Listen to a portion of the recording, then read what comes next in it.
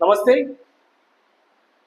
నాడు భూస్వాములకు వ్యతిరేకంగా, దొరల పాలనకు వ్యతిరేకంగా కొంతమంది బిడ్డలు అడవి బాట పడితే, మరికొంతమంది కాలికి గజ్జ కట్టి భుజానికి గొంగడేసి డప్పు చేత పట్టుకొని ప్రజలను చేతనం చేసే కార్యక్రమం ఎత్తుకొని ప్రజా జీవితంలో నడిచిన వ్యక్తుల గురించి మర్చిపోకూడదని మరి ఒకసారి ఆ మహనీయులను యాద్ చేసుకోవాలని చెప్పి ఈ వీడియో చేయడం జరుగుతుంది. ఆ మహనీయుడు మా గ్రామానికి చెందిన వ్యక్తి కారుపోతుల అంజన్న గారు. ప్రజానాట్య మండలిలో క్రియాశీలక పాత్ర వహించి రాష్ట్ర స్థాయిలో, జిల్లా స్థాయిలో, మండల స్థాయిలో తాను కాలికి గజ్జ కట్టి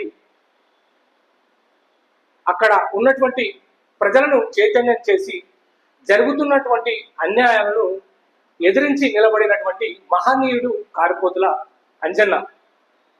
అయితే ఆ మహనీయుని చరిత్ర మర్చిపోకూడదు. వాస్తవానికి ఆయన ఉన్నప్పుడు మేము చూడలేదు, కానీ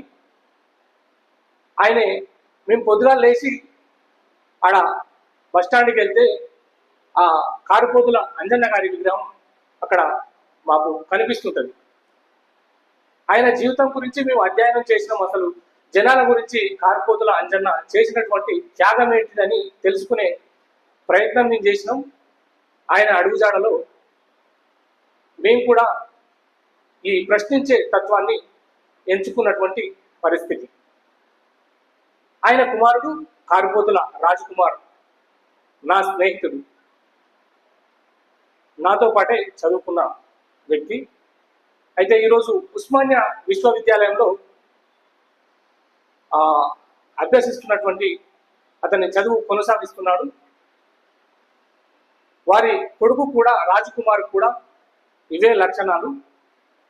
అయితే ప్రజలకు ఏదో సేవ చేయాలనే భావన ఈరోజు ఒక విద్యార్థిగా, ఉస్మానియా యూనివర్సిటీ విద్యార్థిగా క్రియాశీలక రాజకీయాలలో కాంగ్రెస్ పార్టీలో నేడు కొనసాగుతున్న నా స్నేహితుడు కారుపోతుల అంజన్న గారి కుమారుడు.